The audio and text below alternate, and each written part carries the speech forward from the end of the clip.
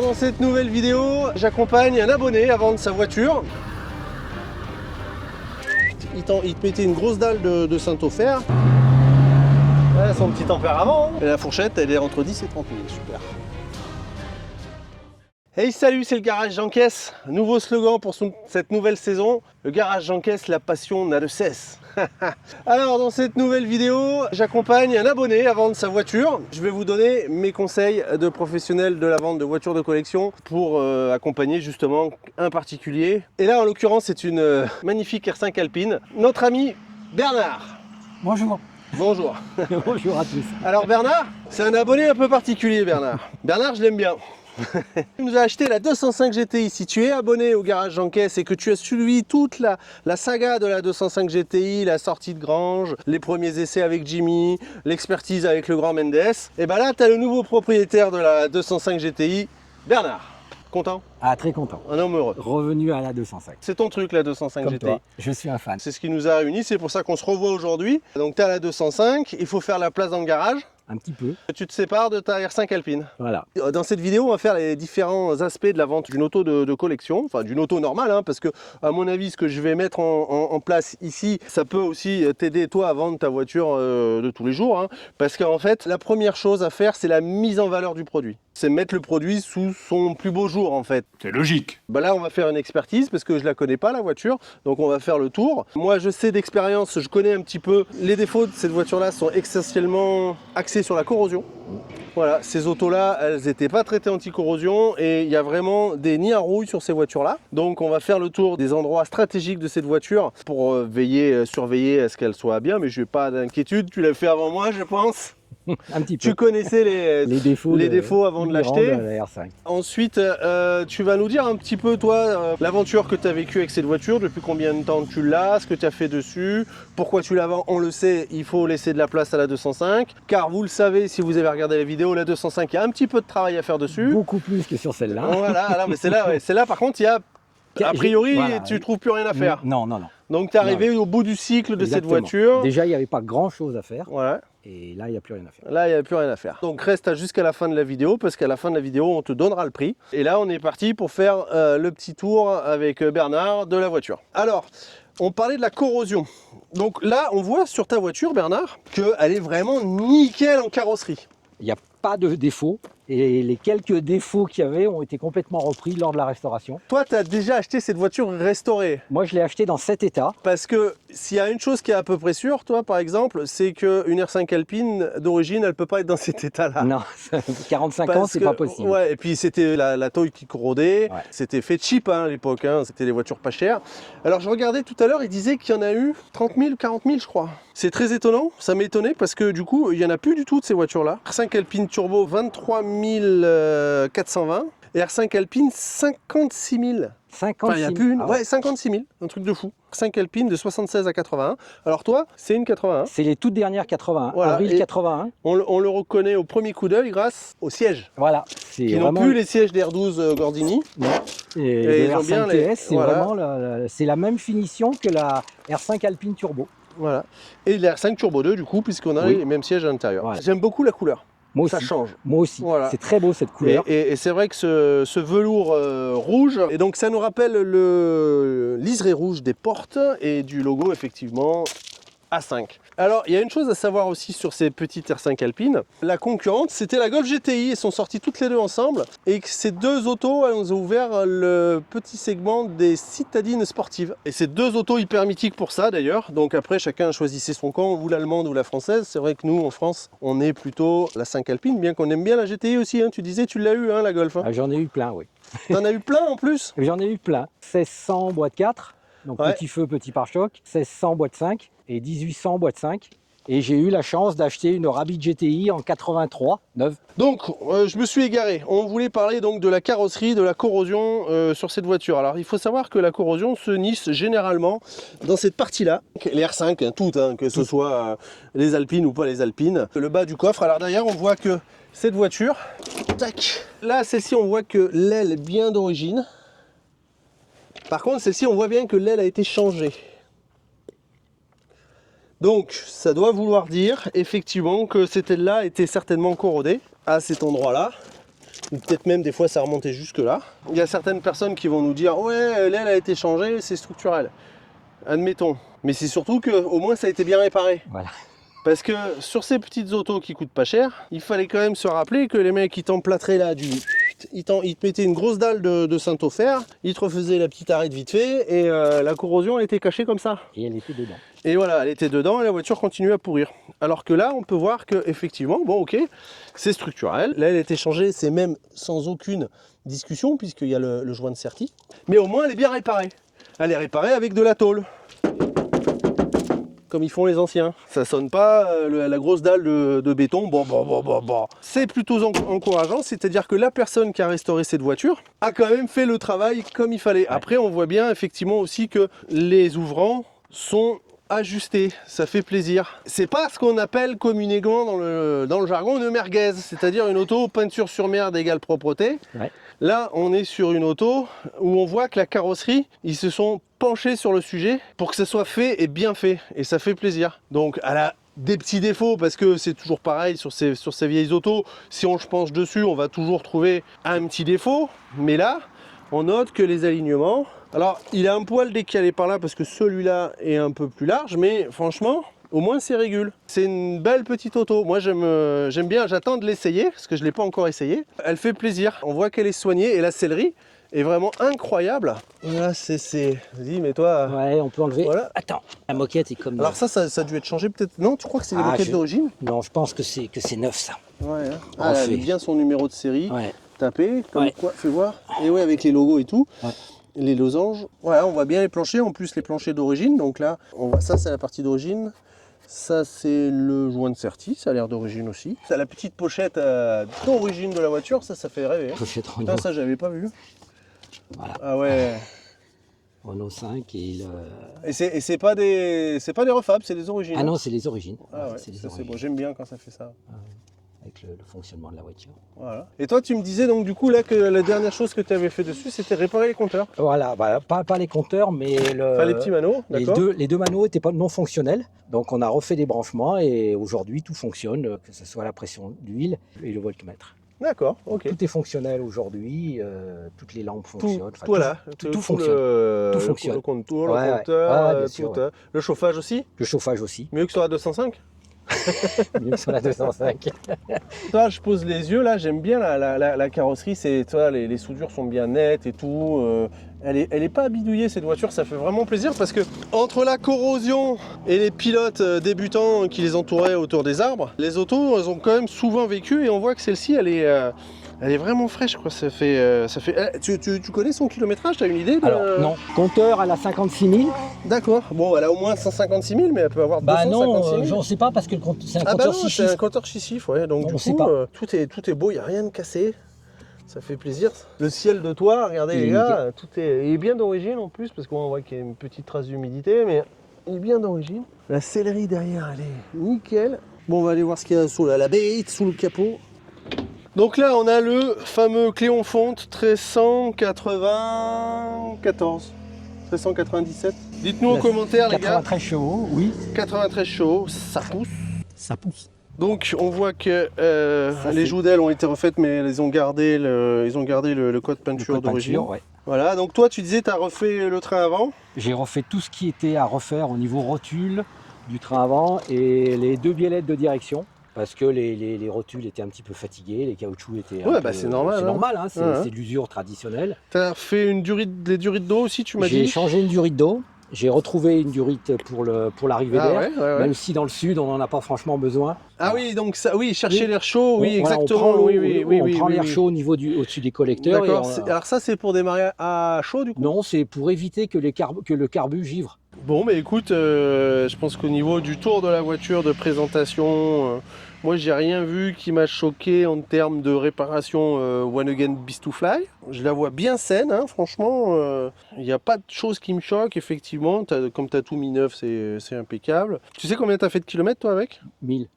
Ah ouais. À peu près, en 2 ans et demi. D'accord. C'est le manque d'occasion de faire de sortie qui te... Ouais, c'est un peu ça, ouais. Et donc toi là par exemple, toi je regarde, on voit bien que la peinture a été, ils ont démonté les pare-brises puisque le joint n'est pas peint. Ouais, et puis quand on soulève le joint, il y a bien la peinture dessous. Voilà, Non, non, elle a été soignée, ils se sont donné du mal pour la restaurer, cette Elle a petite été bien auto, là. restaurée. Pour des voitures à ce prix-là, franchement, ils se sont vraiment donné du mal parce que souvent, le prix de la restauration dépassant les prix de vente des voitures, ils se donnent pas autant de mal, les gens. Donc, quand on commence à changer une partie d'aile complète par un pro, qu'après il faut repeindre la voiture. Non, non, ils ont fait du beau travail. Donc là, on vient de faire un petit tour de la voiture et effectivement, j'ai pu me rendre compte que la voiture était bien saine, ça fait plaisir en structurel, ce qui encore une fois est primordial sur ces R5 et R5 Alpine et R5 Alpine Turbo. Vraiment, le côté structurel de ta voiture est vraiment, je valide, super sain. Ensuite, en mécanique, toi, t'as pas de retour, tu sais pas si le moteur il a été refait, quand tu l'as acheté, ils t'ont rien dit. Je sais pas du tout. Moi, j'ai changé, j'ai fait l'entretien. T'as pas posé la question quand t'as acheté la voire je lui ai posé la question s'ils avaient un historique, truc comme ça. Tu connais un peu. Il m'a dit sur des voitures de 45 ans. L'historique, oui, mais il aurait pu te dire on a fait le moteur ou on n'a pas fait le moteur ou quand on a acheté la bagnole. Lui, il l'avait acheté pour la mettre dans son musée. Ouais.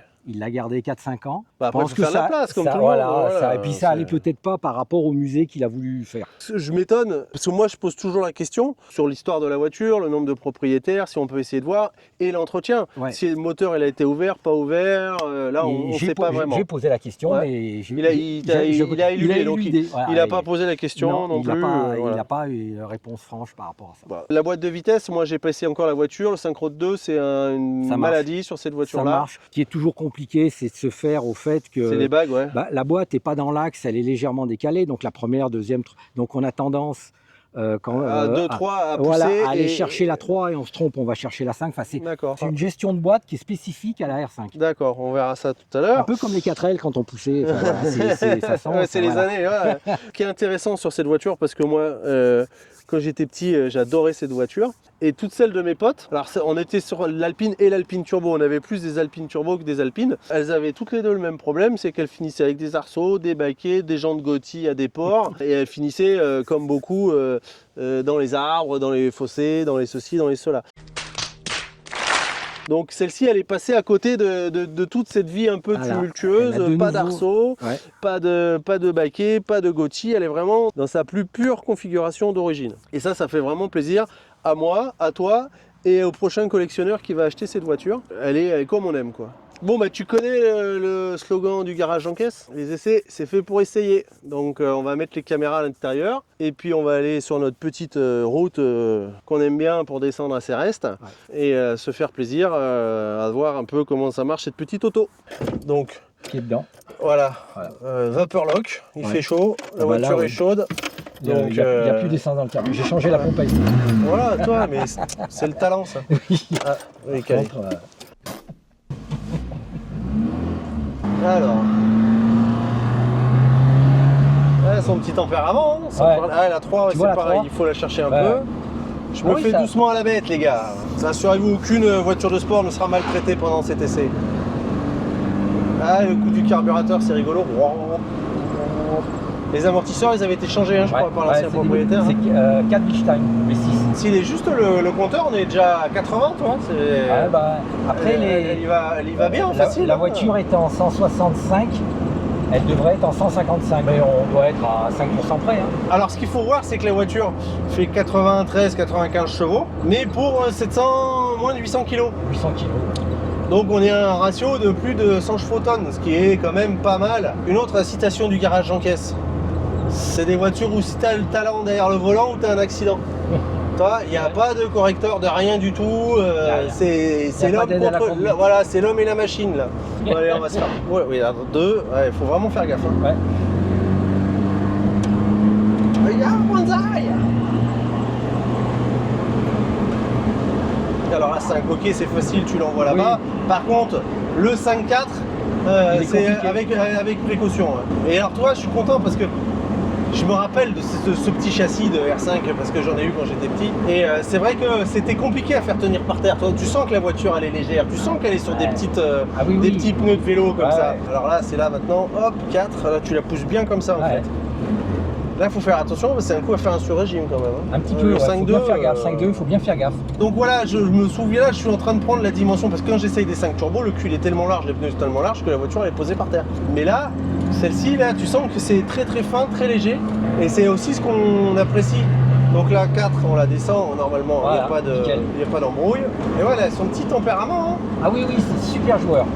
Très, très donc sympa. 3, je peux pas me tromper, c'est en face. Oh. Il marche bien, hein. En tout cas, les gars, la voiture, moi, je la recommande. Alors tout à l'heure, on va aller faire la conclusion, on va parler un petit peu du prix, des choses qui fâchent. Ouais, non, ça fâche pas, non, ça fâche pas, ça fait partie du jeu. Mais ça, voilà, non, mais c'est... Quand on a compris que la qualité, ça se paye, c'est déjà moins grave. Mais on reviendra sur ça tout à l'heure. Pour l'instant, on se fait plaisir. Il y a du monde aujourd'hui, donc. Ouais. C'est vrai que je te conseille les... Alors, Bernard, il va changer les pneus. Il me l'a dit en off, il m'a dit je vais changer les pneus. Ah. Donc les gars, on aura 4 pneus neufs, parce que là, il faut reconnaître que les Michelin, ils ont l'air nickel, mais voilà, et là ça chante un peu, on sent qu'ils sont un peu durs. Et ils sont pas en bonne dimension. Ouais, elle a son caractère. Hein. Ouais, ça marche bien. Hein. Puis bon, c'est les carbus, ça monte bien. Hein. Ouais, c'est un petit effet couple qui chante. Après, je pense que quand tu l'as bien en main, ça doit être sympa. J'avoue que je suis avec beaucoup de, comme tu le vois, avec beaucoup de réserve. Oui, moi je peux si tu veux. Je la sens très légère sur ses appuis. Ouais. Tu vois, t'entends, c'est le pneu qui est trop. Ah, c'est le pneu qui est trop haut. Ouais, il touche.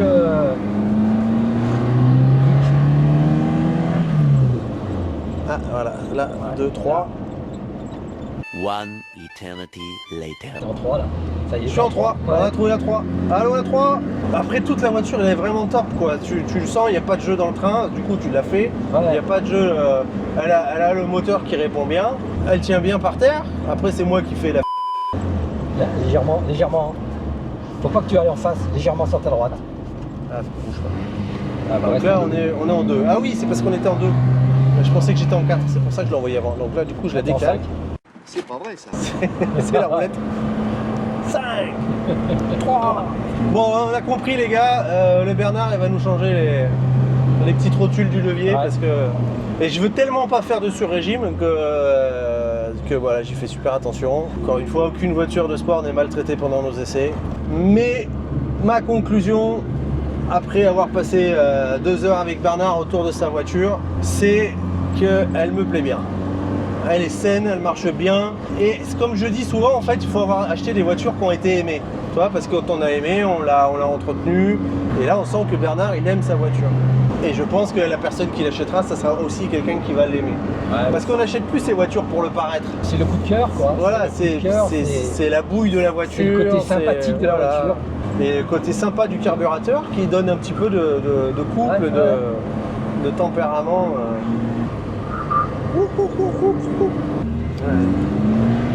Donc 1, 2, facile.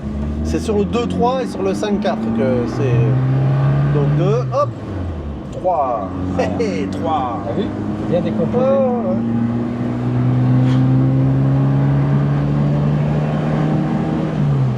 4 en face, impeccable. Pas de trou à l'accélération, rien, hein. T'as vu, elle marche. T'as un allumage électronique, même pas? Non. Franchement.